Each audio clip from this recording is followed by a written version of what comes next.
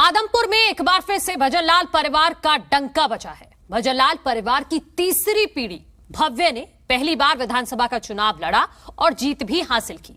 आदमपुर के अखाड़े में 22 उम्मीदवार उतरे थे, जिसमें से सिर्फ बीजेपी और कांग्रेस के उम्मीदवार को छोड़कर कोई भी उम्मीदवार अपनी जमानत तक नहीं बचा सका। आम आदमी पार्टी और इनेलो के उम्मीदवार समेत 20 और उम्मीदवारों की जमानत जब्त हुई है। आदमपुर के नेताओं से क्या 2024 के लिए बड़ा संकेत मिला है?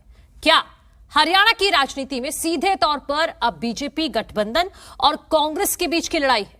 क्या आम आदमी पार्टी और इंडियन नेशनल लोकदल को आदमपुर उपचुनाव अलार्म साबित हुआ है?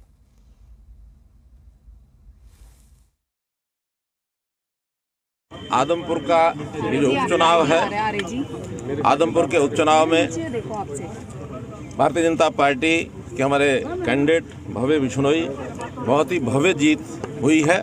एक समान विकास पूरे प्रदेश में हम करवाते हैं, फिर भी जो विधायक होते हैं उनकी अपनी कितनी मेहनत है और कितना वो आगे बढ़कर के विकास के काम अपने क्षेत्र में करवा लेते हैं, उन पर भी निर्भर होता है। हमारा जो नया यंग एक मेंबर ये बना है और इसमें लोगों की अपेक्षाएं भी हैं, तो अगले 2 साल के अंदर बहुत काम जो भी वहाँ के बच्चे हैं पूरे कराएंगे। वहाँ की क्योंकि एक इलाका पिछड़ापन कांग्रेस के समय से ही रहा है, और जैसे मैंने वहाँ विधानसभा में वहाँ रैली में भी कहा था कि वहाँ के लोगों के साथ एक धोखा हुआ था उस समय, उस प्रकार के बच्चे काम सारे के सारे जो वहाँ के लोग बताएंगे, जितनी वहाँ की अपेक्षा होगी उस सबको पूरा कर।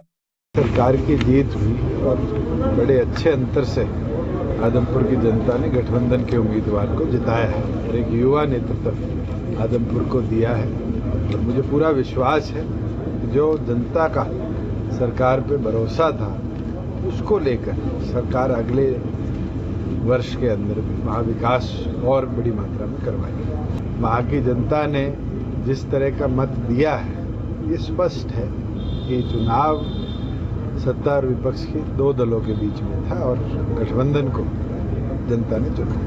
बहुत अच्छा मेल आप देख रहे हैं ना जी, जिस जगह हजारों लोग एक तरफा, गांव में भी हर जगह लोग रोक रोक के साथ कर रहे हैं और हर रोज मुझे 4-5 जगह प्रोग्राम हो रहे हैं। जो बैठे हैं इनेलो में कल के रिजल्ट के बाद भाग भाग के आ रहे हैं, कहते हैं जी हम आपके साथ हैं। देख लिया कि पार्टी जब खत्म होगी, जैसे कांग्रेस 0 होगी, लोग बीजेपी की तरफ आ रहे हैं, ऐसे इस इलाके में सारे मेरे साथ जुड़ रहे हैं। कहूँगा कि जो कुछ परिवारों का बहुत वर्षों से हरियाणा में राजनीति में स्थान है और उसमें देवीलाल परिवार के सदस्य भी हमारे साथ हैं, भजनलाल जी परिवार के सदस्य भी हमारे साथ आए हैं। मैं ये कहूँगा कि आने वाले समय में शायद और भी कुछ ऐसे परिवारों के सदस्य पहले राव इंद्रजीत भी हमारे साथ आए हैं, बहुत बड़ा परिवार कांग्रेस का। हमारे चौधरी वीरेंद्र सिंह भी हमारे साथ आए हैं। तो मुझे लग रहा है कांग्रेस तो एक तरह से सिकुड़ रही है, उनके सब बड़े लोग भारतीय जनता पार्टी के साथ आ रहे हैं। हम सार की समीक्षा करेंगे कि किस तरह से और बेहतर हम कर सकते हैं।